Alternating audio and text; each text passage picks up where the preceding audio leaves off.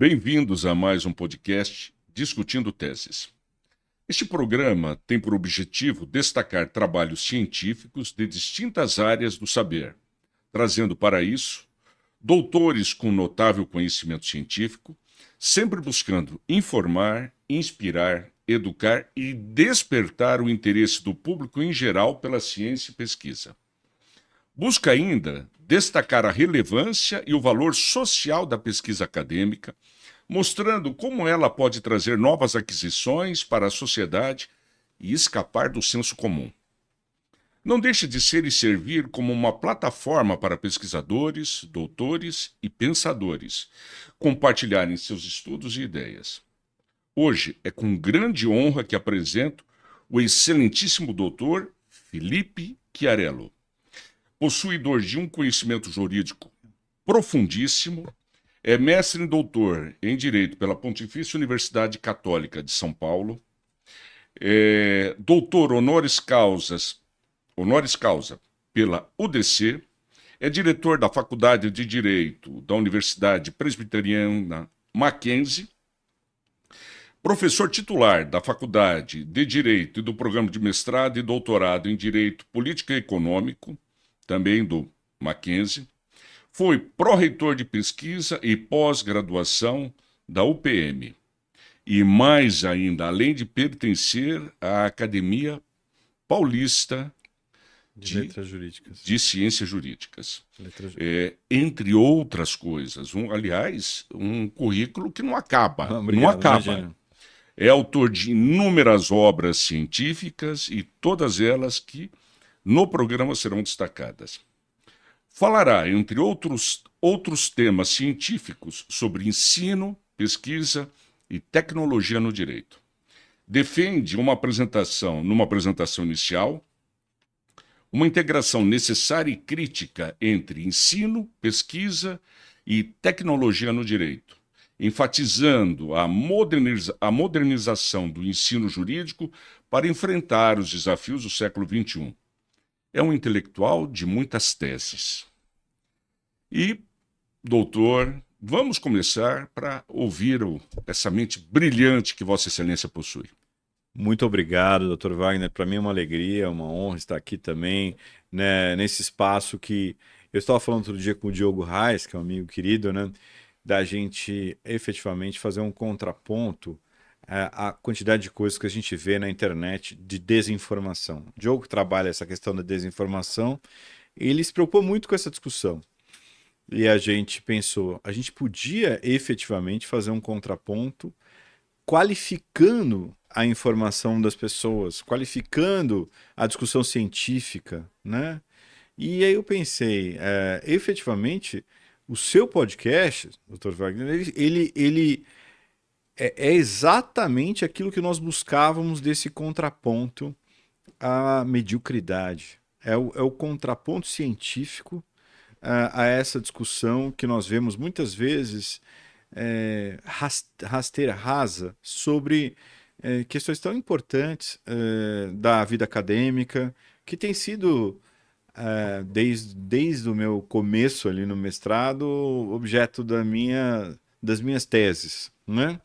Então, efetivamente, para começar essa discussão, educar realmente é a minha paixão, né? Ensinar vem do latim insignare, que significa marcar com um sinal. A minha ideia sempre foi, de alguma forma, marcar a formação das pessoas para que eu pudesse ser o exemplo que minhas professoras e professores, como a própria Maria Garcia e Celso Bastos, que me resgataram ali durante o meu mestrado, me deram carta de recomendação para ir para Harvard com o professor Chet Parker, ou para Nova York com o professor Norman Dorsey. E essas pessoas me resgataram do ponto de vista acadêmico, do ponto de vista de investir, de acreditar, de dar oportunidade. Então eu procuro ser esse exemplo aí que meus professores foram para mim todos os dias da minha vida. Maravilhoso.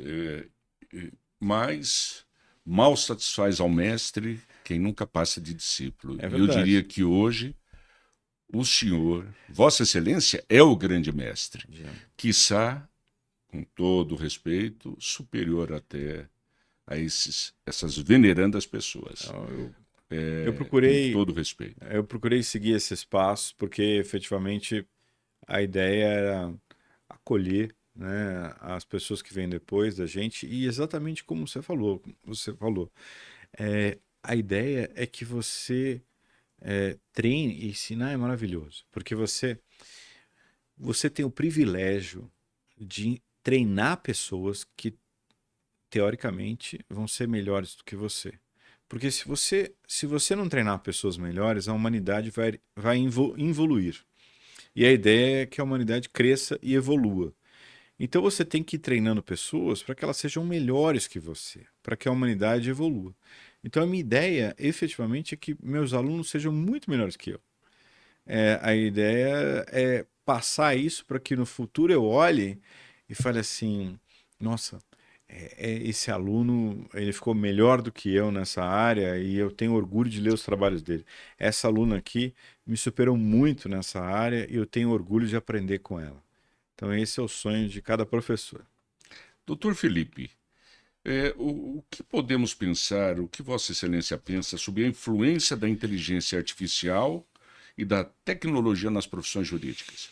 Eu tenho me dedicado bastante a essa discussão.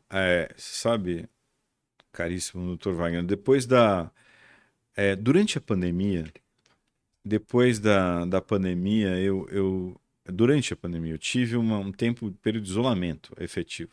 E utilizei essa ferramenta do isolamento e isso é normal, muitas pessoas travaram com toda a razão nesse momento. Eu tive amigos que produziam muito e não conseguiram produzir porque a gente passou por uma guerra mundial, né? Essa pandemia. Mas eu utilizei essa ferramenta pessoalmente como momento de reflexão sobre o que eu chamei naquela palestra do direito disruptivo.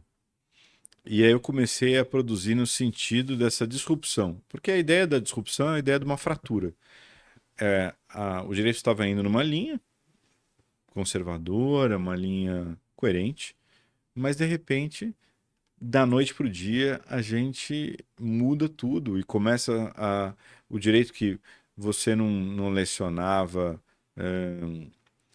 salvo raras exceções, num modelo 100% à distância, é um modelo que, inclusive, hoje a resolução ainda é contrária.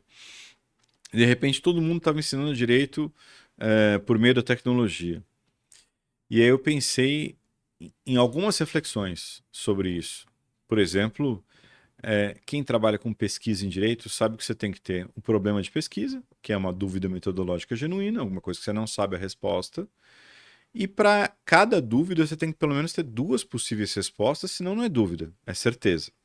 E essas duas hipóteses, essas duas possíveis respostas, elas te levam a pesquisar, a produzir, a ir atrás disso. Eu olhei e falei, efetivamente o direito, muitas coisas que a gente projeta, muitas coisas que a gente acredita no direito, as hipóteses não se concretizam, não se realizam. E na vida é assim também. Eu comecei a achar, por exemplo, uma frase do presidente da IBM, há muitos e muitos anos, né? Dizendo que no máximo o computador pessoal ia servir 4 ou 5 pessoas no mundo. Então, iam ter 4 pessoas com computador pessoal no mundo. O presidente da IBM falou isso. E, obviamente, ele errou feio, imagina. Albert Einstein falou que a gente não atingiria, talvez, a fissão nuclear, a energia nuclear. Então, um gênio também errou num palpite. Então, eu comecei a pensar quantas e quantas coisas a gente efetivamente projeta em pesquisa que elas não se realizam. Então, é importantíssimo que a gente reflita sobre isso e pense qual vai ser o impacto da tecnologia sem fazer previsões fora de uma realidade ou previsões daquelas de achismo, né? E aí comecei a discutir com meus pares, assim, com pessoas que trabalham direito e tecnologia, qual seria o futuro do direito. E aí começam aquelas coisas. A revista semanal fala: o direito vai acabar. O direito vai ser substituído pela inteligência artificial. E aí, quando você aprofunda, você vê que isso não é verdade. Muito provavelmente, trabalhos de repetição vão ser substituídos pela inteligência artificial.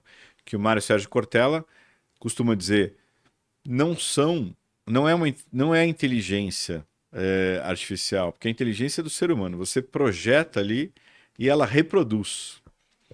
Então, a gente sabe que ela vai aprendendo e que ela vai evoluir, que ela vai ser cada vez melhor, mas quando a inteligência trabalha com o humano, muitas vezes ela ainda a gente chama de alucina, né? Então ela acaba dando respostas que, se você não tiver um direcionamento técnico, teórico, você vai para aquilo que a gente chama do buraco negro na ciência.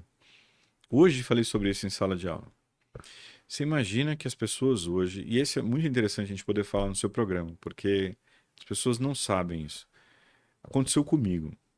Eu fui ler um trabalho, tinha uma citação de um artigo meu sobre direito disruptivo na revista da UFMG. E aí, pessoa me citando, notas de rodapé, etc. Aí eu fui olhar e falei, eu não publiquei esse artigo na UFMG. Eu dei uma palestra na UFMG sobre isso. O chatbot, então, pegou minha palestra, criou uma citação da minha palestra como se fosse uma citação de um artigo, criou uma nota de rodapé com um artigo, criou uma citação, uma referência bibliográfica, criou um volume, uma revista e um artigo da UFMG que eu não publiquei. E aí o aluno cita, por quê? Porque ele pegou isso na internet, porque ele não teve orientação. E às vezes, a gente está entrando nesse buraco negro que eu digo, porque você está citando um autor que citou o outro autor que também não existe. Então você vai procurando as falas e você vai vendo que elas são sem fim do ponto de vista. E isso e uma série de outras coisas interessantes que a gente pode colocar. Por exemplo, o ChatGPT usa muito uma palavra chamada crucial. Falei sobre isso hoje em sala de aula também. E aí, você vai mensurar os artigos aprovados em periódicos nos últimos anos e verifica que a palavra crucial subiu exponencialmente em citações. Então, efetivamente, nós estamos lendo muitas vezes um produto de reciclagem da inteligência artificial, ao invés de ler trabalhos novos.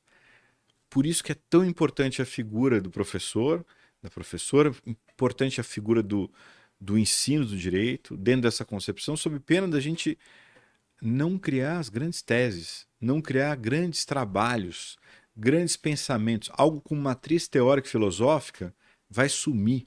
Nós vamos ser reprodutores de questões recriadas e recicladas pela internet. Olha que perigo que a gente está correndo. Perigo.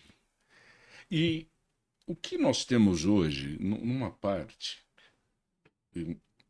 o que seriam hoje tradições obsoletas do direito, que podem ser e devem ser substituídas pela tecnologia? Eu vou lhe dar um exemplo de uma pesquisa norte-americana que foi feita. Eles colocaram 20 advogados para analisar contratos e a inteligência artificial para analisar os mesmos contratos, com um geek, ali uma pessoa específica de inteligência artificial. A inteligência artificial analisou isso em 26 segundos. Os advogados demoraram 80 e tantos minutos. Nossa. E aí, cada um, em média, né? Aí a maioria, parece que a inteligência artificial teve 94% ou 96% de precisão na análise desses contratos, por critérios previamente colocados por professores de universidades.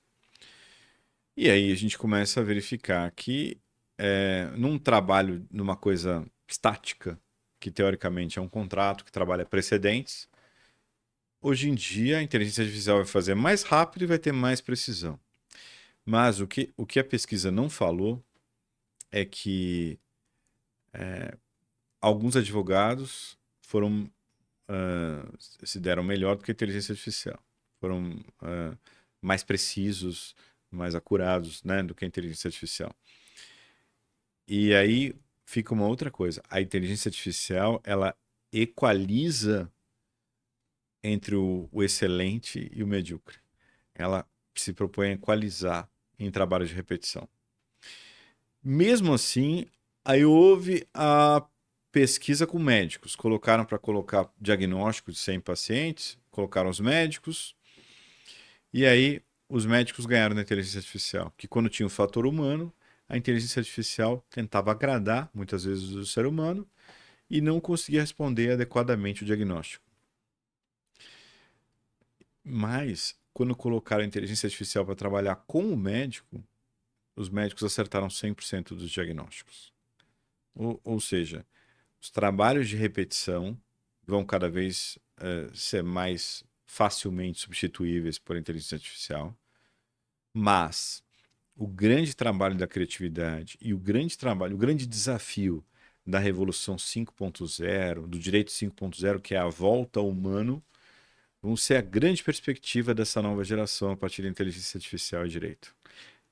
E nós teremos pessoas com uma base teórica suficiente para encampar essa nova revolução? É nossa missão formar essas pessoas. Eu dei uma palestra, eu fiz um evento com o Richard Susskind, que escreveu um livro, The Future of Lawyers. E ele é um inglês brilhante, tal, que escreve sobre... E ele falou, Felipe, o direito ele não vai acabar. A profissão ela vai se desmembrar em outras áreas dentro do direito.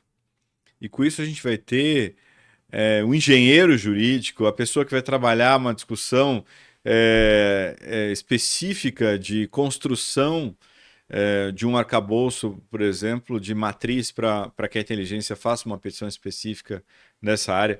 Vai ter sempre alguém abastecendo essa inteligência com qualidade. Porque quando você trabalha em inteligência artificial, tem 3 coisas que são muito polêmicas que o Diogo trata muito bem. A primeira é, qual o critério de abastecimento dessa inteligência artificial? Qual é a transparência desse critério? Tem uma brincadeira que o pessoal fala que quando abriu o ChatGPT para o brasileiro falou assim, ChatGPT, você conhece o Mário? E o ChatGPT falou, que Mário?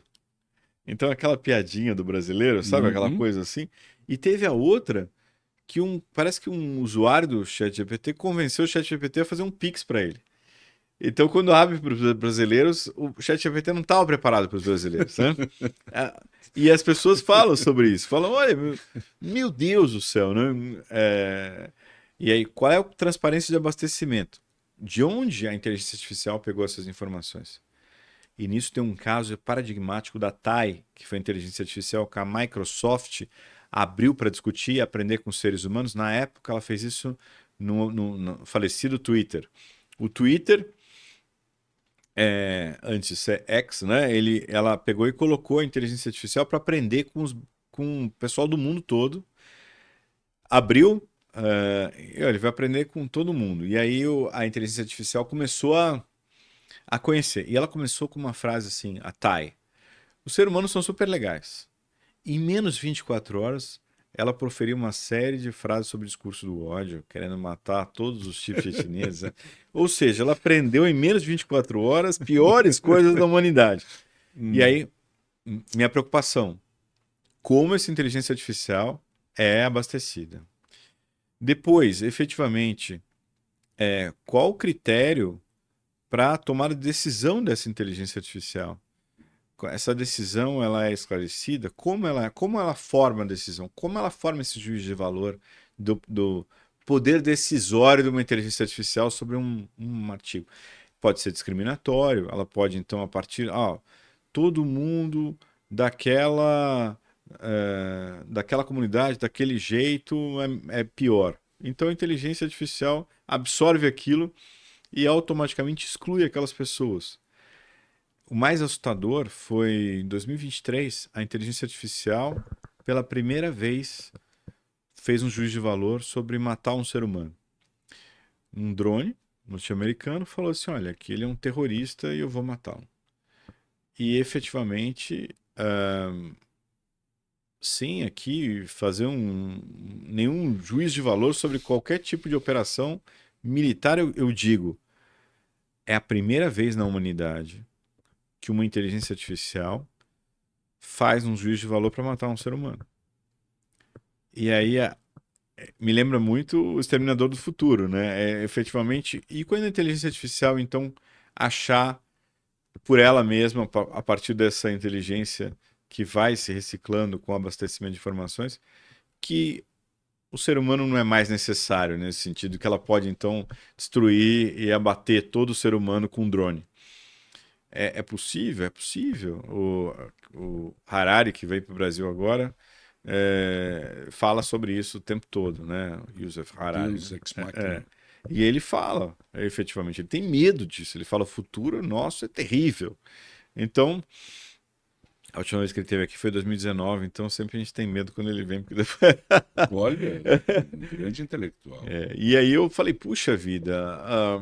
E aí outra coisa é, a gente tem que mensurar qual a escala de risco que essa inteligência tem para a humanidade. Isso foi o que a Europa fez na sua regulamentação. Para quanto maior o risco que ela expõe à humanidade, maior a exigência que a regulação tem que ter dela. Então a gente tem essa preocupação e não dá para você regular tudo o tempo todo, né? E é algo que está em todos os lugares o tempo todo. Eu lembro Isaac Asimov lá com as Sim, suas 3 grandes leis, era isso? sim. E a primeira seria não ferir o ser humano. Seria alguma coisa disso? Então, exatamente, você começa a colocar esses princípios basilares que a inteligência artificial tem que entender que são regras de ouro, alguma coisa que você Isso. efetivamente não pode transpor. E você percebe que isso, muita gente hoje não tem esse interesse. É tanto que a inteligência artificial fez um juízo de valor àquele Sim. drone automaticamente para matar um ser humano. Ah, mas é um terrorista. Mas e amanhã? Essa é a grande dúvida que nós temos, né? Hoje foi um terrorista, mas e amanhã? Efetivamente, se a inteligência artificial fizer um juízo de valor que você não é mais necessário. Então, por isso que precisa, efetivamente, de cada vez mais de um cuidado regulatório, de um arcabouço teórico, de pessoas discutindo isso na vida acadêmica. E o direito é essencial para isso. E o ensino e a pesquisa no direito são cada vez mais importantes para isso. Porque senão a gente começa de novo a entrar no momento. Outro dia eu fui fazer uma sustentação oral e o ex-adverso falou: como diz, como diz o jurista Francisco Campos, é possível censurar, não sei o quê. Aí eu fui fazer a minha réplica e falei: desculpa, mas como professor, inclusive da matéria de direito constitucional, ver uma pessoa ressuscitando o Chico Ciência, o Francisco Campos, para poder justificar uma censura num texto dele da ditadura de 37, quando Graciliano Ramos, no Memória do Cárcere, ele falou: você não veio aqui para ser preso, você veio aqui para morrer. E a gente só vai esperar você morrer. Ou quando Cecília Meirelles, no Romanceiro da Inconfidência, depois fala, que falei sobre isso hoje: liberdade é a palavra que o sonho humano alimenta e não há ninguém que explique, ninguém que não entenda. Brilhante. Então eu fico pensando, efetivamente, a gente precisa ter alguém para controlar isso, para registrar isso, né? Sob pena das pessoas começarem a. Aí eu, no final, encontrei o sujeito na saída, porque eu ganhei ação, o pessoal riu quando eu falei esse tipo de coisa, e aí ele saiu, eu encontrei com ele ali lá fora, eu falei. Eu fiquei até meio sem graça, porque eu tinha sido extremamente duro, e aí ele falou: me pegou, hein? Aí eu falei assim: puxa vida, mas também se citou o Francisco Dedo Campos, assou. né? Aí ele falou: rapaz, eu não sei nem quem é, eu peguei na internet. Jura?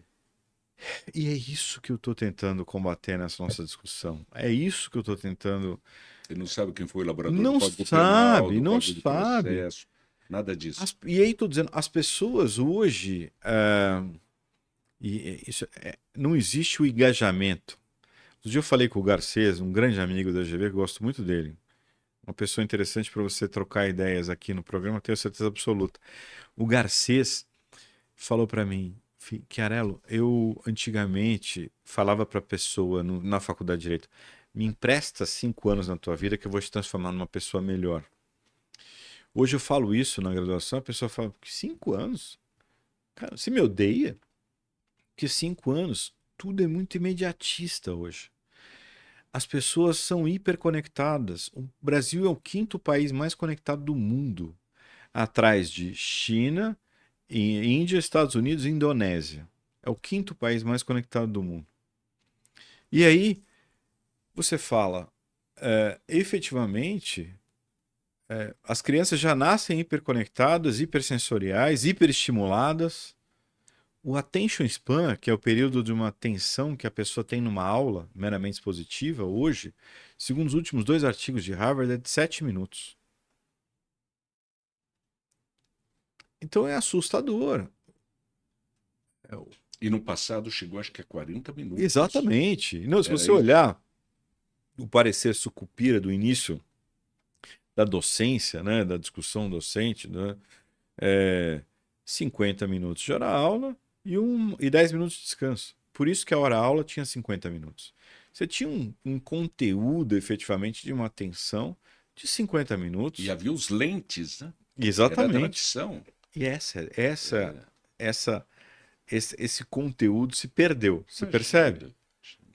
Se perdeu. E efetivamente, com isso também, muito desrespeito, muita falta de uma noção. As pessoas hoje em dia, elas são tão imediatistas que você fala, gente, eu A vim dar, ruptura dos espaços. eu vim dar um Isso. recado importante, tem uma coisa importante.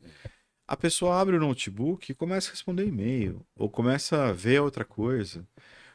Esses dias eu fui assistir uma palestra de um colega e ele começou a falar, as pessoas estavam com fone de ouvido vendo vídeo no YouTube. E tem uma outra pesquisa norte-americana que eu uso bastante. Desrespeitoso. Muito desrespeitoso. Muito Profundamente. desrespeitoso.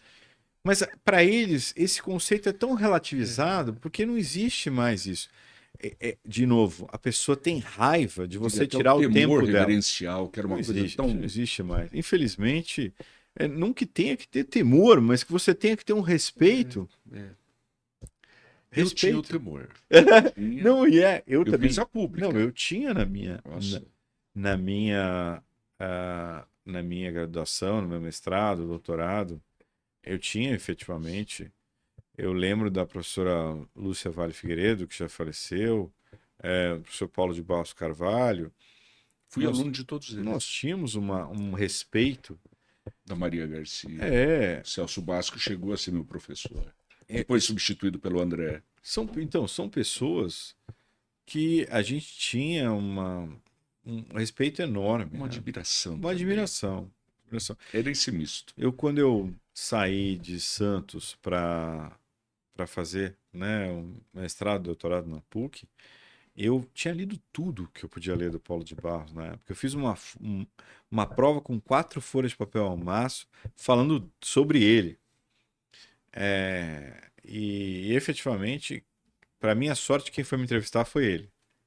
E eu lembro que ele falava assim: caralho, eu gostei muito da sua prova. Quanto tempo à minha disposição você tem para pesquisar? Eu falei, 24 horas por dia.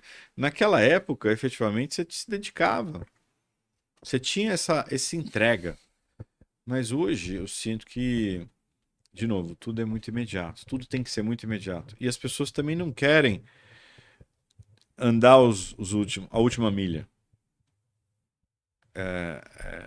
Então, lógico, o que estou generalizando, tem muita gente muito boa, mas a grande maioria não quer. Gostaria que você entregasse de bandeja, rapidamente, para que a pessoa não tivesse trabalho.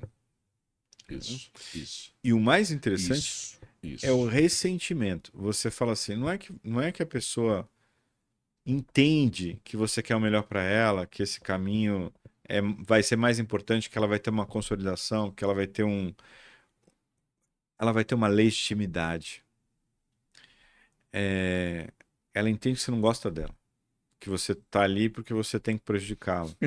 É interessante essa dicotomia. Porque você quer ajudar a pessoa, você quer que ela tenha uma legitimidade, você quer que ela tenha um merecimento. Mas ela fala, por que ele não gosta de mim? Né? E eu tenho buscado falar muito isso para meus alunos no mestrado e doutorado, e eu acho que tem reverberado de forma muito boa, porque eu percebo que muitas vezes eu falo e percebo que a gente está na mesma sintonia, sabe? Do ponto de vista da gente acreditar juntos que essa é a saída, sabe? Que a gente tem que construir coletivamente uma nova realidade. Essa disruptura é um novo paradigma? Sim, você imagina, Wagner, que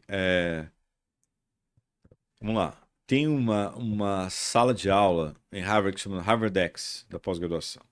E eles treinam e dão aula para pessoas em diferentes países, com diferentes fusos horários, que se reúnem numa sala por intermediação da tecnologia. Então o sujeito, um está na Argentina, o outro está em Uganda, o outro está em Londres. E todo mundo entra naquele mesmo horário, que é o horário da aula lá de Harvard, HarvardX, e a pessoa tem a visualização com as câmeras abertas de todo mundo. Eles têm um material de leitura prévio, eles têm uma discussão do caso, do case, e aí lá ela fala, eu quero ouvir uma opinião de vocês, vamos fazer uma votação. Aí eles têm uma ferramenta de Harvard que faz a votação em tempo real. Aí ela fala, a maioria da turma pensou isso. Aí o cara fala, eu discordo. Por que você discorda? E aí tem uma pessoa aqui na câmera 18 que ela não está vendo, ela está com fone, e tem duas pessoas auxiliando ela na câmera, dizendo assim: olha, atende o cara da câmera 18 que ele está levantando a mão. Esse é o HarvardX. Você imagina você. E aí depois ela fala: ó, muito obrigado por essa sessão. O vídeo é interessantíssimo da pessoa. Muito. É muito legal. E aí você pensa: o que é mais interessante? Essa articulação de Harvard, da HarvardX no ensino intermediado pela tecnologia, ou vou selecionar numa graduação para uma classe de 120 alunos presencialmente. E eu ia lhe falar da pesquisa que eu tenho utilizado. Eles colocaram eletroencefalograma nos alunos adolescentes nos Estados Unidos, colocaram eletrodos e verificaram que os alunos, o cérebro deles não estava tendo atividade cerebral, ele estava sentado assistindo a aula e o cérebro dele não estava tendo atividade cerebral. Que é isso? Assustador, né? Eu tenho essa pesquisa, depois eu compartilho com você. Assustador. O mais interessante é que depois eles viram que em outro momento ele estava numa tela que eles falam, vendo vídeos no YouTube ou no TikTok, num looping, e perguntaram quais eram os últimos 3 vídeos que ele tinha assistido, ele não sabia. E ele também estava sem atividade cerebral, quase zero atividade cerebral, assistindo os vídeos num looping. E de novo, hipnotizado por algoritmos que vão se adequando àquilo que chama mais atenção dentro do que ele assiste. Como diz um amigo meu da Federal, Sergipe, você tem 25 cliques, a inteligência já conhece você melhor do que o seu companheiro ou o companheiro. 50 cliques, a sua inteligência artificial já conhece você melhor do que você, efetivamente. Então é uma coisa maluca você vê a precisão cada vez melhor desses algoritmos. Então eu tenho visto o que é mais interessante. Você selecionar para essas 120 pessoas em sala de aula. Hoje a gente sabe hoje que na graduação, em algumas classes, alguns lugares, você está lecionando e você tem as 120 pessoas e tem. Então, eu até fiz essa limitação lá no Mackenzie, coloquei agora expressamente para o conteúdo das aulas que eu quero as classes menores, no sentido do ponto de vista de eu ter uma qualidade de debate maior, mas além disso, hoje, em algumas faculdades, você tem à distância 300, 400 alunos numa sala. E de vários semestres juntos. Então você imagina vários semestres juntos, 300, 400 alunos na mesma sala. Como é que você, como professor, vai corrigir esse material? Como é que você vai avaliar esses alunos? Para dar o feedback. Exatamente. Difícil. Então, você vê um paradigma do modelo de Harvard, disruptivo, de uma atenção plena, onde, eu aceito, ela conhece todo mundo, ela fala e dialoga com todo mundo, né? Em tempo real. Obrigado. E você vê uma pessoa numa sala de aula com um monte de gente que ela não sabe o nome das pessoas, que ela não dialoga, que ela não interage com as pessoas. E aí você fala, não pode ter direito EAD à distância. Mas e se for o modelo da HarvardX? A resolução não prevê isso. Então, às vezes, e não estou dizendo que a resolução está errada, estou dizendo que talvez para o que a gente tem hoje no Brasil, ela esteja discutindo o hoje e alguns problemas que ela viu em algumas faculdades de direito, uma grande parte, mas ela não está pensando no paradigma de Harvard. Então, se eu quisesse fazer uma Harvard X, uma sala dessa, eu não podia porque a regulação não me alcança. E aí, de novo, tem um texto que eu gosto muito de citar para meus alunos, da Marguerite Yourcenar, do livro Memórias de Adriano. Fantástico, fantástico. Você imagina a Marguerite escrevendo sobre o Adriano 100 anos depois de Cristo, o diário dele, eu gosto de citar esse trecho. Ele fala, Tibérios Cláudios Drusus Nero Germânicos. olha, perfeito, hein? É isso, dela. É, Marguerite Yourcenar. ela Brilhante, brilhante. e aí, Desculpa, imagina, ela fala, as memórias de Adriano falando, né?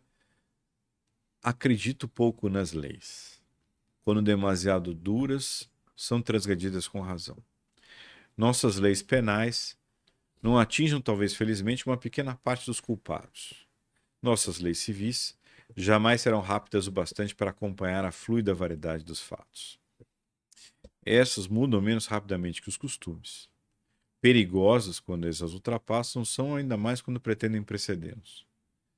Então ele estava discutindo, naqueles 100 anos depois de Cristo, discutindo que você não consegue regular tudo que está acontecendo o tempo todo em tempo real. Imagina, se você não conseguia naquela época, imagina agora. Você aprisionar a inteligência artificial ou o direito digital. Agora, para isso, de novo, eu volto àquele meu tubo de ensaio. Você tem que ter professor e professora qualificado para comandar essa discussão, para protagonizar essa discussão. E é isso que a gente tem tentado fazer com muita seriedade. E o ensino jurídico no Brasil? Há um prognóstico? Pode ser feito? Sim, eu acho que cada vez mais a gente tem que entender como a tecnologia pode aproximar as pessoas e qualificar a relação. Vou dar alguns exemplos, né? Você tem hoje uma ferramenta em alguns lugares que não está ainda muito conhecida no Brasil, onde o professor está na Antuérpia e é criado um holograma de um avatar dele na sala de aula e esse holograma interage com as pessoas no Brasil em tempo real e ele caminha pela sala. Já tem essa Já tem essa tecnologia? tecnologia. Aí eu te digo, efetivamente, olha que interessante você pensar assim, uma pessoa aqui do Brasil que tá trabalhando, por exemplo, em Haia. Tem um amigo meu que era amigo do Vladimir, o Hernani, que foi morar em Haia. O Hernani não pode mais lecionar, saiu da universidade que ele lecionava aqui e nunca mais. E não voltou mais ao Brasil. Mas será que ele não tem nada a contribuir lá em Haia, tal, etc? Imagina ele num estúdio lá, andando por uma sala, de uma aula no Brasil, e podendo semanalmente caminhar dentro de uma sala e interagir com os alunos brasileiros aqui dentro da tecnologia. E mais, imagina o quanto a gente não pode cada vez mais se apropriar de interações entre pessoas de diferentes culturas no mundo.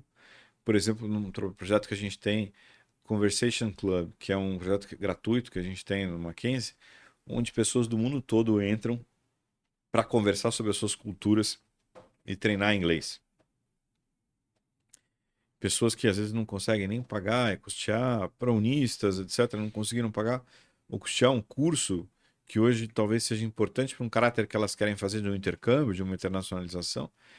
E hoje você tem a possibilidade de aproximar pessoas de diferentes hemisférios. Tão legal você ter essa perspectiva. Impressionante, impressionante. Eu trouxe agora numa feira 30 universidades norte-americanas. Você realiza muitas oficinas. Sim. E elas vão também nessa direção. Sim, eu tento ao máximo qualificar essa discussão e, inclusive, do ponto de vista da internacionalização, que tem sido nosso grande foco. Por quê? Porque hoje eu penso em como me aproximar de cursos ou instituições de excelência. Vou dar um exemplo para quem está nos ouvindo, nos vendo. Ohio State tem um ranking norte-americano, USA News, sobre Ohio State. Uma instituição que ficou nos últimos 2 anos em primeiro lugar do mundo em mediação e arbitragem. As pessoas não sabem, mas se você começa a estudar e aprofundar isso, e se você tem contato com eles, você vai poder fazer o treinamento da sua equipe brasileira para competir. Uma competição internacional, que é o Vismut, que é em Viena. Seria na China também, não seria? Tem outras. Tem uma na China, tem vários multis internacionais de competição. Sim. Essa específica acontece todo ano e vem todos os países do mundo, vem Harvard, vem... O Mackenzie tem participado. Tem, e o Mackenzie ficou em 6º lugar no mundo na última edição. Excelente. E é interessante porque bateu várias instituições muito importantes do mundo. Ficou em 6º lugar no mundo. A gente ganhou da Alemanha, perdemos para o Canadá no final. Mas eu fiquei pensando, eu conheço a proposta, você imagina que interessante você poder... Agora, sim. A ideia é você cada vez mais qualificar. Então eu tenho um convênio com o Pepperdine, que é uma escola só de mediação e arbitragem, que fica num lugar triste, feio, que é Malibu, aquela praia horrível, né? Mas brincadeiras à parte, a gente fica pensando assim, se o aluno tem essa perspectiva, e a gente teve várias que foram, eu tive uma aluna agora que foi para NYU, para New York University. Eu vi a foto dela se formando lá, deu um orgulho, né? Porque eu escrevi a carta de recomendação para ela ir para NYU. E eu recebi um retorno do Dean of Admissions de lá, dizendo que a partir da carta, ele fez um juízo de valor para escolher. E eu fiquei pensando, puxa, que bom, né? Que eu pude mudar a vida dessa pessoa.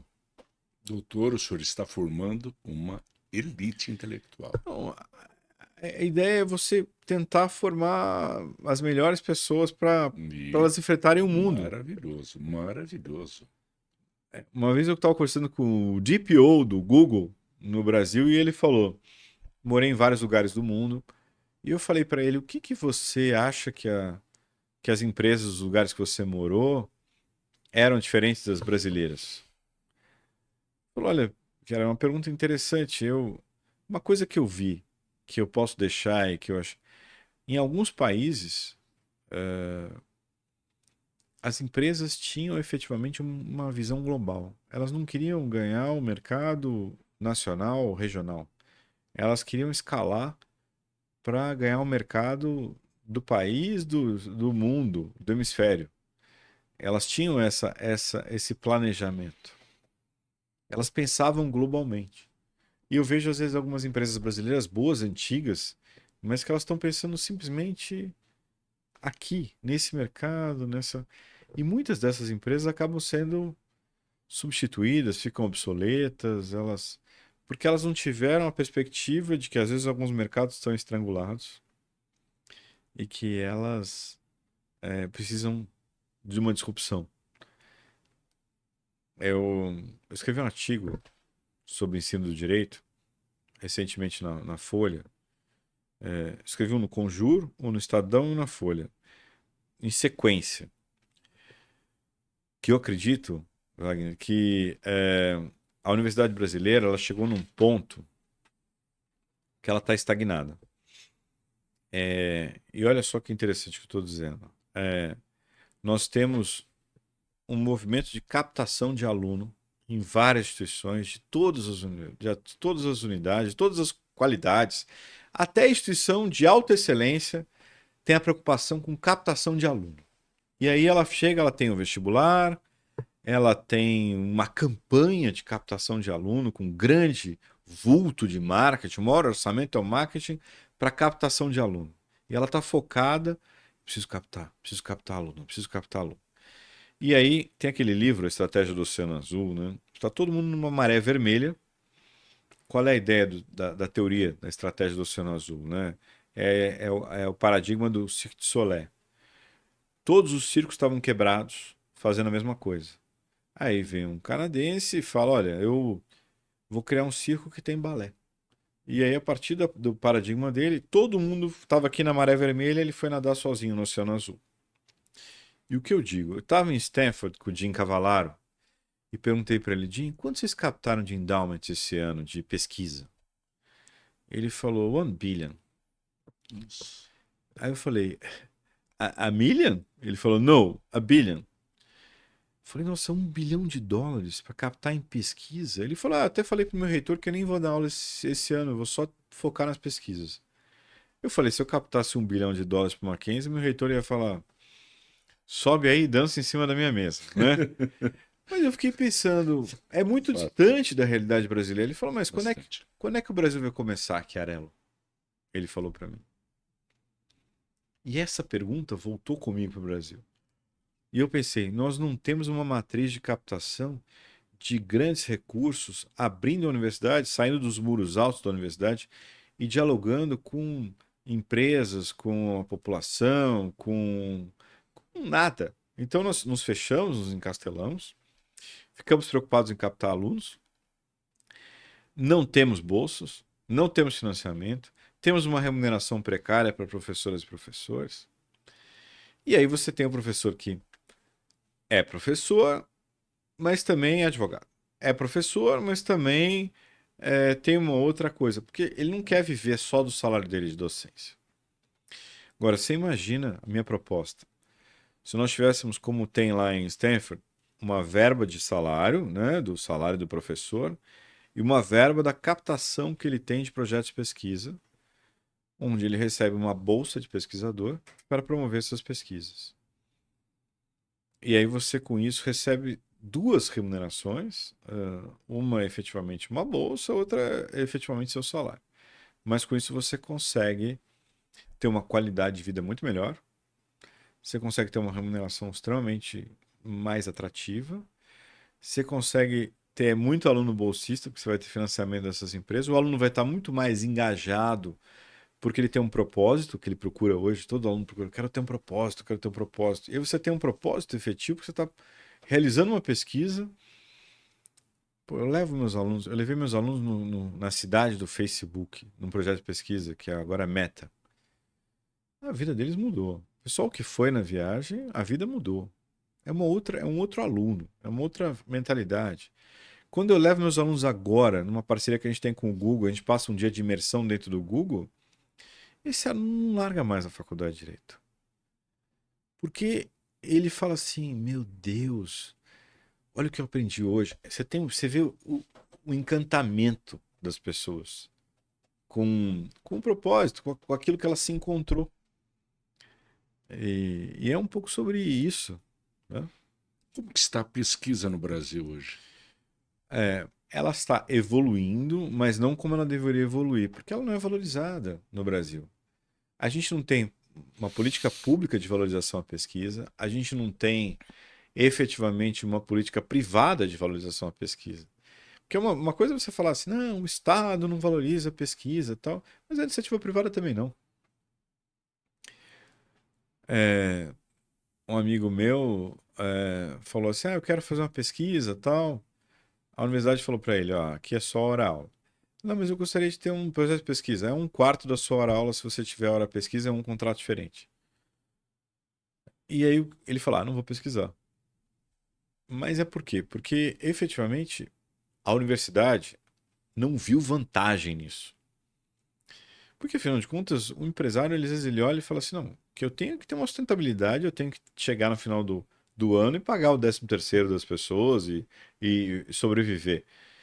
Ele não pensa que ele algum dia poderia ter grande parte da infraestrutura dele bancada por uma parceria com uma Big Tech, com uma empresa de tecnologia, com uma empresa, uma fintech, uma empresa que trabalhe, por exemplo, com fundo, efetivamente, e que pesquisasse coisas que fossem relevantes, como direito de saúde, por exemplo, dentro da tecnologia. Como é que é a intermediação entre o direito, a tecnologia e a saúde? Como é que você faz hoje, por exemplo, um termo de consentimento informado, intermediado pela tecnologia, no doutor consulta, nas consultas à distância que estão sendo feitas? A pessoa, primeiro que ela não quer procurar mais o médico. Foram fazer uma pesquisa, primeiro ela procura no Google, depois ela pergunta no chat GPT, depois ela pergunta para um amigo.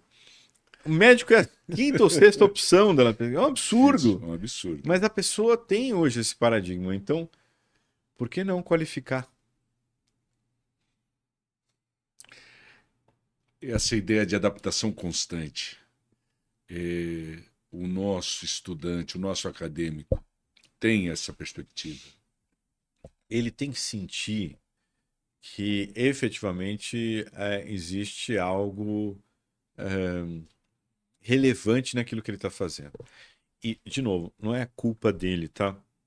É uma questão geracional. Eu tenho um vídeo que eu gosto de passar que chama All Work and No Play, que fala sobre a discussão geracional. Nós tínhamos os baby boomers, que era uma geração que efetivamente ela ficava longos anos na mesma função.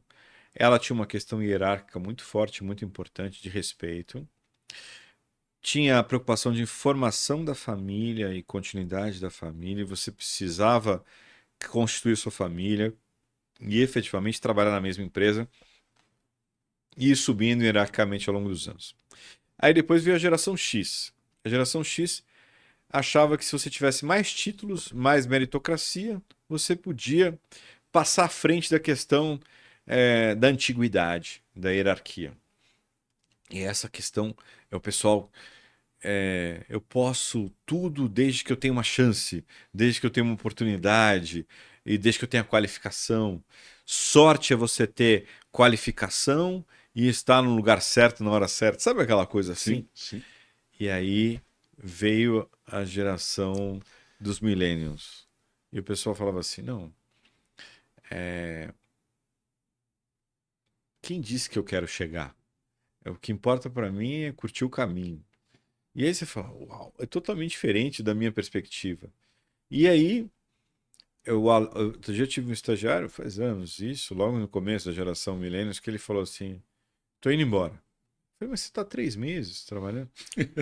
Mas eu não tô fazendo uma diferença pro mundo. Então eu fico pensando assim, é um pouco isso. A pessoa, ela tem o imediatismo e aquela ideia de que ela precisa efetivamente fazer uma diferença para o mundo. E senão isso não faz Espero que ela não sentido. mate ninguém famoso, né? Deixar sua Tem marca. cada vez mais, Ó, o Lennon. cada Deus. vez, mais gente Olha, louca, né? olha. Eu assisti num seminário, uma palestra do Luc Ferry, que é sido ministro da Cultura, Sim. e ele falando sobre, principalmente, o desenvolvimento da tecnologia de inteligência artificial na China, dizendo quanto eles estão avançados em relação ao Ocidente. Sim. É fato É isso? fato. A China, ela aproveitou, tem um livro sobre o atraso com vantagem no modelo chinês. Por exemplo, eles não tinham na época o cartão de crédito, então eles passaram direto do dinheiro para a digitalização. Então, efetivamente, eles pularam algumas fases porque eles aprenderam com os erros dos outros, do ponto de vista de. Hoje, não existe mais a questão do dinheiro. Tudo isso para eles é 100% digital pelo aplicativo ligado ao celular e a colocação. Não existe mais dinheiro na China. Essa é a ideia. Impressionante isso. Então, efetivamente, você chega. E outras coisas mais. Xangai tem um grande número de hotéis 6 estrelas. Você constrói. Outro dia eu falei com o Grandino Rodas, ele teve lá e ele falou: eu fui lá, as pessoas estavam levantando um prédio em 2 semanas. Era uma coisa assim assustadora a velocidade. E a cidade muda tanto de um tempo para o outro, a modernização dela, que é assustador. Aí você tem aquela outra Shenzhen, que é a cidade que tem a Huawei, líder mundial 5G, agora 6, né? Eles pegaram uma cidade que era de agricultores e transformaram a cidade inteira numa cidade automatizada, onde tudo funciona automático. Como eles têm essa inteligência artificial e a velocidade de banda larga ali, alguns hotéis, efetivamente, os andares já são atendidos por robôs. Então você atende, a pessoa que vai levar a coisa é um robô. E é uma coisa para. Você entra no hotel, o reconhecimento facial. Para você entrar no seu andar, tudo é diferente, né? E eu fico pensando o quanto a gente podia trocar e aprender. O McKinsey fez uma pesquisa interessante que as células fotovoltaicas deles tinham uma exigência maior do que as células que a gente tinha no Brasil. E aí a engenharia do Mackenzie fez a pesquisa com eles, e por conta da pesquisa que a gente fez, mudou a regulamentação brasileira para adotar uma versão mais segura de células fotovoltaicas. E o Mackenzie fez um jardim de células fotovoltaicas para energia solar. E a Oi fez um aporte ali, começou, acho que agora chegou a 6 milhões de reais. E aí você fica pensando, puxa vida, 6 milhões de reais de aporte de uma empresa, numa universidade, quantos alunos podem ter bolsa por causa disso? Quantos alunos não podem ser beneficiados e não podem trabalhar essa questão dentro da engenharia? E aí você precisa ter um pouco dessa quebra de mentalidade. Tem gente que vai falar assim, ah, não, mas isso é a universidade voltada para o mercado, sabe? Mas efetivamente, o que eu estou dizendo não, é a universidade voltada para a pesquisa. A pessoa vai falar assim, Aí está o futuro. exatamente, a pessoa Aí está o fala, futuro. olha, ah não, mas eu vivo do dinheiro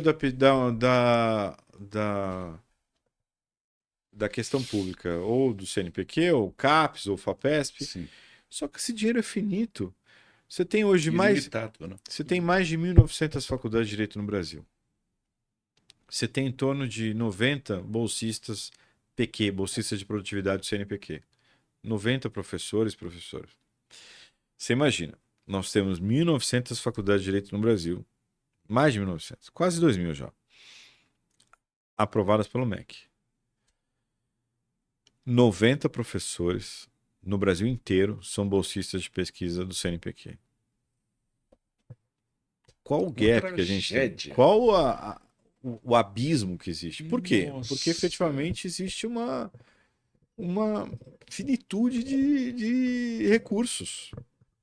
Você vai na CAPES em números, né? Você vai discutir a CAPES em números ali. Você vai olhar a aplicação em bolsas de internacionalização, em projetos de internacionalização estratégicos. Você vai ver que direito está ali abaixo, está do lado da antropologia ali. Você tem um monte de áreas que estão na frente do ponto de vista estratégico para bolsas de internacionalização. Até a educação está na frente do direito, por exemplo. Então, uma vez eu fui no CNPq, um presidente do Conselho Deliberativo uma vez falou para mim: direito não é ciência. As verdadeiras ciências são as ciências duras e biológicas. Então a gente já sofre um preconceito por ser das humanidades. Se a gente ficar se excluindo ainda mais, dizendo assim, eu não posso dialogar, e às vezes você tem os mesmos interesses, as mesmas dores, e juntos vocês podem efetivamente chegar a uma conclusão do que nos une, não do que nos separa, do ponto de vista da pesquisa. Você fala, ah, mas eu tenho uma A concepção. Inter. Você tem uma concepção que somente tem que viver de verbas públicas. Poxa, mas será que não tem nada que você produza que possa impactar e que alguma empresa, alguma pessoa jurídica ou até doadores possam contribuir para que você tenha pessoas que possam ser suas bolsistas, que possam internacionalizar, que possam conhecer outras realidades. Você fala, uma vez tive um pesquisador nosso que foi pesquisar direito do mar. Ele achou uma fonte de pesquisa lá com o pessoal da Austrália, que era. Então, essa perspectiva de você internacionalizar e você ver coisas diferentes. Eu tive me orientando a Mayara Ferrari Longini. E ela falou para mim, professor, eu quero pesquisar direito, sustentabilidade, meio ambiente e direito econômico. E um maior autor que eu tenho estudado sobre isso é o Farber, de Berkeley. E eu falei, manda um e-mail para ele. Aí ela falou, professor, ele não vai nem me responder. Eu falei, aluna minha, orientanda minha, não perde por WO. E ela mandou um e-mail para ele. Em menos de 48 horas ele falou, sua pesquisa é relevante, vem aqui para Berkeley, que eu posso ser o seu sponsor, posso receber você para você fazer orientação comigo. Ela passou 6 meses com uma bolsa CAPES lá em Berkeley, mas efetivamente ela voltou com uma outra cabeça, com uma Imagino, outra imagino, realidade. E a imagino. pesquisa dela tem uma relevância muito maior. E ao mesmo tempo ele viu que o Brasil está produzindo uma coisa de alta qualidade. É bom para o nosso país, é bom para o pesquisador, para a pesquisadora e é bom para o mundo. Você está trazendo um impacto muito maior da sua pesquisa. Olha, impressionante, impressionante esse suporte que você dá, essa geração que Vossa Excelência está criando, está estimulando, está permitindo o crescimento. Olha, parabéns, parabéns, parabéns. A ideia é quebrar um pouco esses paradigmas que a E gente tem dentro da.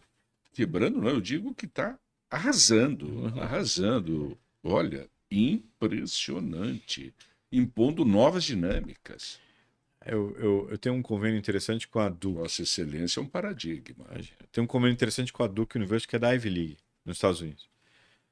Eu criei disciplinas em inglês na minha graduação, porque eu recebo os alunos deles para fazerem direito aqui no Brasil e validarem créditos lá, nos Estados Unidos. Porque a nossa discussão sempre foi: vamos lá aprender com eles. Agora, eles virem aprender conosco, é a inversão dessa roda, né? E agora a gente está recebendo esses alunos norte-americanos que estão vindo aprender direito no Brasil com o Mackenzie. Então, eu criei as nossas disciplinas com os professoras que já davam essas disciplinas em português. Então, o Pedro Buck dá direito, controle de constitucionalidade em português na turma A e B na turma B em inglês. A Bruna Zari dá direito da criança e adolescente na turma A em português na turma B em inglês. O Daniel Tavella dá direito da mediação na turma A em português na turma B em inglês. Com isso, a pessoa vem do exterior, vem e pode fazer créditos aqui no Brasil e aprender conosco. Lindo isso, lindo. Olha que. Bom, é, além disso, quais são as incertezas que nos aguardam diante de tantas tecnologias, especificamente no Brasil, que não investe no ensino muitas vezes de qualidade, não investe numa pesquisa, como ficou muito claro aqui, e muito menos ainda em novas tecnologias no direito. Sim, eu estava caminhando no Ibirapuera com um juiz amigo meu, professor, e ele falou para mim: puxa, pós-pandemia eu abri uma sala ali na ferramenta e eu estava com 300 alunos. E como é que eu vou avaliar? E eu tenho visto isso de forma recorrente, em muitos lugares, mais do que eu gostaria. E aí vem a regulamentação e proíbe, mas muita gente ignora. Você não tem efetivamente uma fiscalização contundente. A nossa pós-lato sensu, ela não sofre uma avaliação e uma fiscalização há mais de 30 anos. Então, a pós-lato sensu no Brasil, ela é o que nós podemos dizer de uma autorregulação do mercado, efetivamente. Aí você tem simplesmente a avaliação no final do estrito sensu. Então você tem mestrados e doutorados que sim, ainda hoje sofrem uma avaliação rígida da CAPES para os mestrados, porque são em menor quantidade. Você tem ali cento e poucos programas na área do direito que são efetivamente fiscalizados. E aí você fecha o programa que é ruim, você fecha o programa que teve uma baixa qualidade de pesquisa. É. Mas a graduação, o que me preocupa é, em vários momentos você está abrindo mais cursos, mas você não está levando em consideração, por exemplo, qual o critério para você abrir efetivamente um curso de qualidade naquela região. Então a gente tem tentado qualificar cada vez mais essa discussão Porque, e demonstrar para as pessoas, até para as pessoas da iniciativa privada, que é possível você ir além, fazer realmente uma coisa diferente, tendo um custo sustentável, mas com uma qualidade. Essa é a grande dificuldade. Uma vez eu fui palestrar numa instituição lá no, no Rio Grande do Sul e falei sobre essa minha ideia da matriz de captação e tal, e aí o sujeito pegou, levantou a mão e falou assim: tudo bem, mas você está falando aí de São Paulo e do Mackenzie. Então é fácil você captar dessa instituição, da sua altitude, da sua altura, da sua história. Mas eu, aqui no interior do estado, aqui do Rio Grande do Sul, como é que eu vou poder fazer isso? Desculpa, mas para nós parece muito distante isso que você está apresentando fora da nossa realidade. E aí eu falei, imaginei que pudesse ter uma pergunta dessa. E eu ia te dizer o seguinte. Aliás, bastante franco até. E eu falei, imaginei que pudesse ter uma pergunta dessa e eu queria te responder. Eu leciono no Mackenzie desde 2002, mas fui professor muitos anos. Coordenei o GVLO da GV em Santos e Santo André, o Direito Empresarial, na Strong. Mas aí fui chamado por um grupo educacional uma vez para assumir uma universidade, uma faculdade de Direito. Falaram assim, olha, você é capaz de recuperar essa faculdade de Direito? E cheguei na faculdade de Direito, ela era tipo nota 1.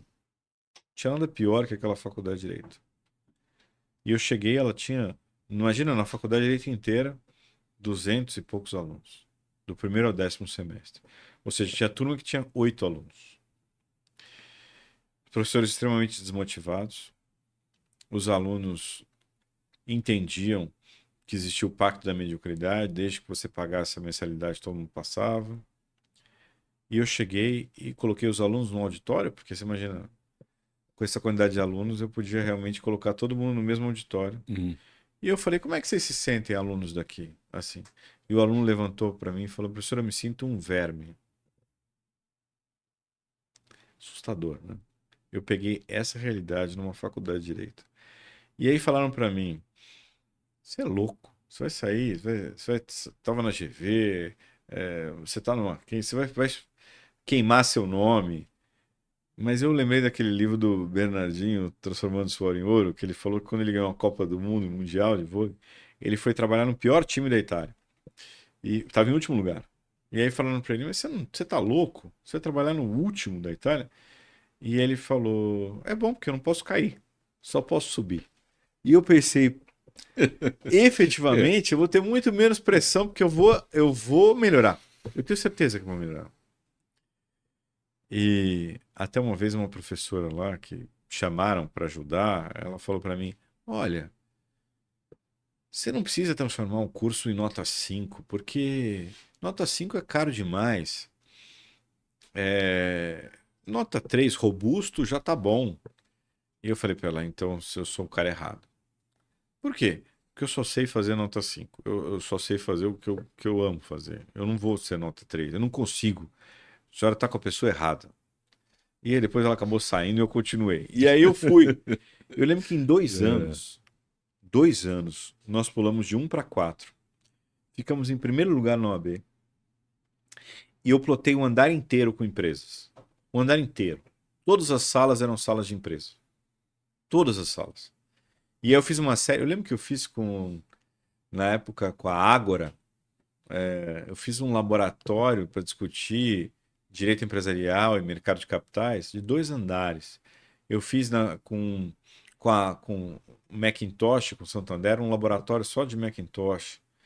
Eu fiz com a Porto Seguro, uma sala da Porto. Eu fiz com o escritório de advocacia. Plotei inteiro.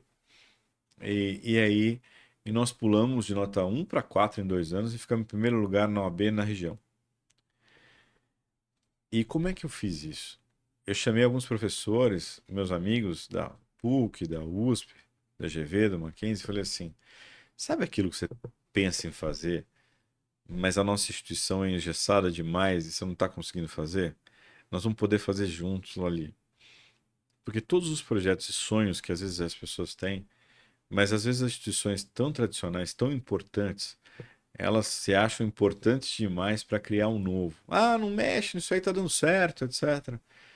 E a gente não, a gente foi lá e de novo, foi numa disrupção. E tentou criar paradigmas diferentes daquilo que as pessoas estavam fazendo. E várias questões deram certo. E, e a gente acreditava piamente que a gente podia fazer essa transição. E foi maravilhoso, foi uma experiência linda. E eu falei, olha, se eu conseguir numa instituição que era nota 1, ou seja, pior do que a sua avaliação aqui no interior do Rio Grande do Sul, significa que você não acredita o suficiente em você. Você precisa acreditar mais em você.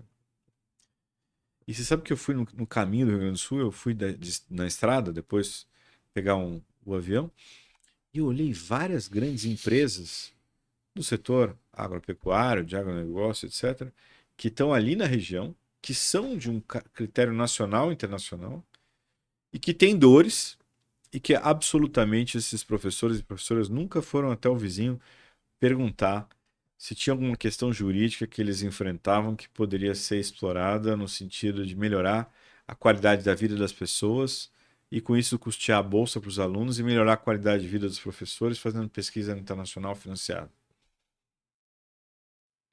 A gente precisa a gente precisa ir um pouco além. O aluno, quanto ele precisa hoje para essa realidade do direito? Quantas horas ele precisa estudar? Pelo menos, assim, relógio. Essa sua pergunta é muito boa, porque eu vou falar uma coisa que poucas pessoas sabem, né? Teve uma pesquisa, e aí eu estava uma vez num evento do Scott Galloway, que escreveu o Big Four, e ele falou assim que perguntaram, e eu queria ler, eu não entendi onde ele pegou esses dados, e era muito bom, porque ele falou assim que perguntaram qual é que hora você estuda no dia? E o aluno falou, não, eu estudo das 7h30 da manhã ao meio-dia. Não, não. Esse é o horário que você tem aula. Eu perguntei que hora você estuda. E o aluno percebeu que ele não estudava. Na verdade, para ele, estudar era ter aquela carga horária de sala de aula. E isso é muito interessante, porque efetivamente não vai funcionar para você só ter a sua carga horária de sala de aula. Você vai, com todo o respeito e sinceridade que eu tenho com você que está nos ouvindo, nos vendo, você vai ser medíocre, porque efetivamente é, hoje em dia quando você tem um universo muito grande de pessoas, de novo, você tem 1.900 faculdades de direito no Brasil, você que chega nesse momento e está estudando, você tem que pensar que você vai ter que contar uma história diferente. Senão você vai ser o que é o café antigamente era commodity, você vendia em saca. Era só isso que a gente via. Eu estava lá em Santos e eu vi o café sendo abastecido e entrando no navio pela esteira. E o Brasil chegou um momento que ele vendia sacas de café. Aí de repente chegou uma pessoa e contou uma história diferente. Olha, esse café é o café do pássaro jacu, que o pássaro jacu faz isso, e aí você tira, ele excreta, você lava, seca, torra, e aí a cápsula do café, ou a xícara do café do pássaro jacu é R$ 50 a xícara. Você fala, mas eu não vou pagar isso. Mas efetivamente ele exporta esse café e as pessoas pagam isso no exterior. Então a pessoa. E aí hoje tem um café de patrocínio, um café patrocínio em Minas Gerais, que foi o café mais caro vendido no mundo, do Brasil, de uma cidade do Triângulo Mineiro, chamada Patrocínio em Minas Gerais, vendeu o café mais caro do mundo. Ou seja, a gente tem muita gente muito boa e muita gente que sabe efetivamente contar uma história diferente. Então, para você não ser mais uma, não tem jeito. Você vai ter que estudar. E aí você fala: Meu Deus, eu não quero estudar, eu não aguento, eu estou cansado. As pessoas hoje. Parece que a pessoa já nasce cansada, né? É verdade. E aí, qual é a saída que eu te dou? Dentro do direito, dentro da sua esfera, sempre tem alguma coisa que você se apaixona, que você gosta. Eu tô apaixonado por a questão do direito e tecnologia, e essa questão da educação, direito e tecnologia tem me feito escrever, refletir sobre a questão do ensino, pesquisa, financiamento no direito, e isso brilha meus olhos. Então, para mim, ler um texto sobre isso, quando eu recebo um relatório internacional sobre isso, sai um relatório de Singapura sobre isso, eu estou lendo e às vezes eu vejo que são 2 da manhã e eu me peguei lendo aquele negócio. Por quê? Porque é o que me apaixona, porque é o que eu amo. Procure alguma coisa que te apaixona dentro do direito, que é uma coisa que efetivamente você sente teu olho brilhar, sabe? E transforma a sua vida em alguma coisa diferente. Tem um filme Harry e Sally feitos um para o outro, que é muito bonitinho, que no final ele fala para ela assim: "Eu te amo". E não é porque é ano novo, não é porque eu tô sozinho. É porque dependendo do que você responder, eu quero que o resto da minha vida comece logo. Ache Bonito, alguma coisa bonito. que efetivamente faça com que teu coração bata e o resto da sua vida comece logo. Professor doutor Felipe Chiarello, infelizmente, Cronos nos rege ainda. E eu só tenho muito a agradecer a Vossa Excelência, esse brilhantismo. Obrigado, Eu imagina. só digo que o senhor hoje é uma glória para o Brasil. Obrigado, imagina. E parabéns à sua instituição para ter um diamante hiperlapidado como Vossa Excelência. É um prazer e esse espaço aqui é simples, Não, mas o coração é grande para acolher uma pessoa tão generosa, tão magnífica como eu, Vossa Excelência. Meu muito obrigado e eu acho que falei em nome de todos. obrigado. Eu só agradeço essa oportunidade, porque eu pude falar dos sonhos aqui e efetivamente tentei ao máximo qualificar o estado onde a gente está, porque, de novo, o seu programa, a sua ideia é um contraponto à desinformação e é um contraponto àquilo que eu chamei de mediocridade que nós vemos das pessoas que efetivamente vendem coisas que elas não entregam na internet, coisas que não existem, coisas que desinformam. Então é importante que a gente faça um contraponto pela ciência e eu sinto que aqui nós Vossa encontramos Excelência é essa ilha. muito generoso. Muito obrigado. Muito Obrigado, obrigado. obrigado mesmo. Muito obrigado. Obrigado. Sempre. Obrigado.